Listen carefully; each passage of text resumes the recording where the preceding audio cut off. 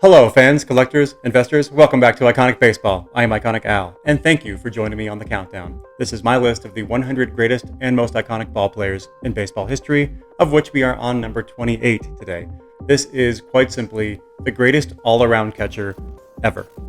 His combination of defense at the catching position, which netted him 10 Gold Glove awards, cannon for an arm, you combine that with offense, cleanup hitter offense, a guy that won 2 MVP awards, hit 389 career home runs, an 817 OPS and a 126 OPS plus. I mean, this guy was a middle of the order thumper, run producer, as well as playing the most difficult position on the diamond.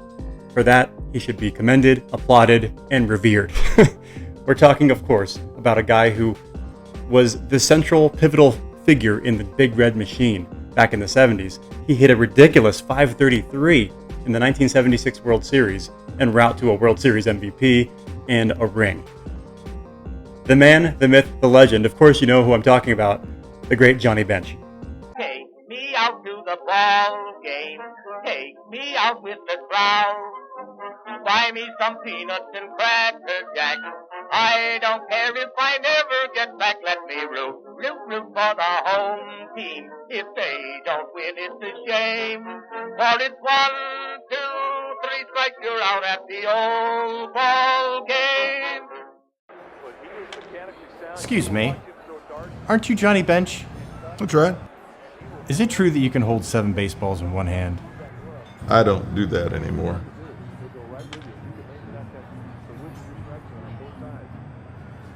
Johnny Bench keeps his legend alive with the help of Blue Emu products. Stay legendary. Blue Emu. It works fast and you won't stink. Johnny Bench, the greatest to ever play the catching position. His 75.1 WAR is the highest WAR total among all catchers all time. He was an offensive powerhouse, as well as a revolutionary, elite defensive catcher. In more modern terms, think the combination of Mike Piazza offense with defense of a Pudge Rodriguez or a Yadier Molina, all wrapped into one player. This is what Johnny Bench was. He had a 267 career average with a 342 on base percentage.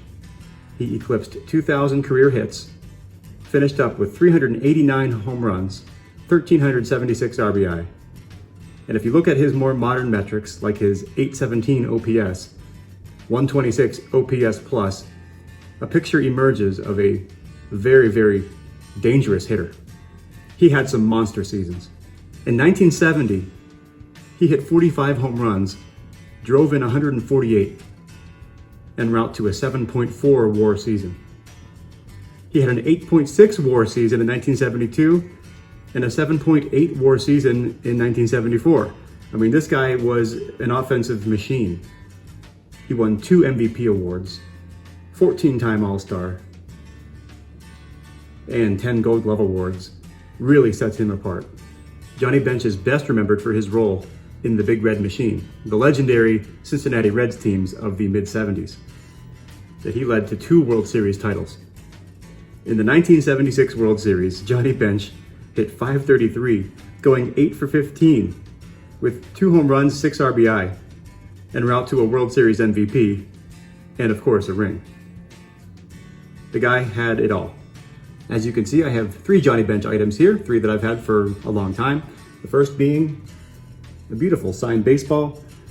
And I said this last week on Tom Seaver's video, but I'll say it again. One of the most beautiful signatures in the hobby that you will find. Johnny Bench took great care in signing his name, and there's kind of a funny story behind that. In middle school, Bench got a C in penmanship. And after that, he practiced signing his name obsessively, which you can see to this day in his signatures. He was said to be a bit of a perfectionist, and so he didn't like getting that C in penmanship, I guess. This is on a William White National League Baseball. This has been authenticated by JSA. But yeah, it doesn't get much better than this in terms of autographs in the hobby. You have the combination of the catching GOAT with just a beautiful, flowing, legible signature. I love it. It never gets old. So that's the baseball, Exhibit A. And then if we move on to Exhibit B, another great example of how beautiful Johnny Bench's autograph is. This is the 99 Upper Deck Century Legends Epic Signature, one of my, again, favorite on-card sets from my formative years in the hobby, one that I really focused on earlier in my collecting days. Just a nice portrait. I think one of the greatest designed sets that I've ever seen. All right, Johnny Bench has signed quite a bit in his life, and so they are available, and they aren't overly expensive, which again is a nice feature. Okay, here we have a classic card in the hobby, the 68 Topps Johnny Bench rookie card. Another good value, I believe, in the hobby. If you count qualifiers, PSA has graded over 11,000 of these, so they aren't rare. But that helps to keep the price down. This is one that I've had in my collection a long time, graded it a couple years ago, and was very happy to get a 5 on that card. It's kind of a classic youthful pose of Johnny Bench, hat backwards. He did it before Griffey, folks, but just a nice shot, paired with Ron Tompkins.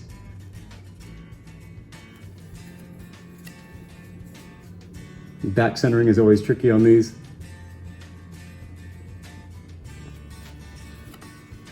But just a very nice Bench rookie. A card like this in a 5 will run you about $250, which I think is quite reasonable for the kind of player Bench was, the legacy he still has and will always have in the hobby. And it's one of those cards that I think will always be in demand. And that's my case for Johnny Bench's rookie card. I think it's a great value. All right. Well, that is what I have for Mr. Bench. Thank you so much for joining me on this countdown. It has been a blast and an honor to share my collection on YouTube. And I look forward to next week, where I will unveil number 27. Until then, keep collecting and stay iconic.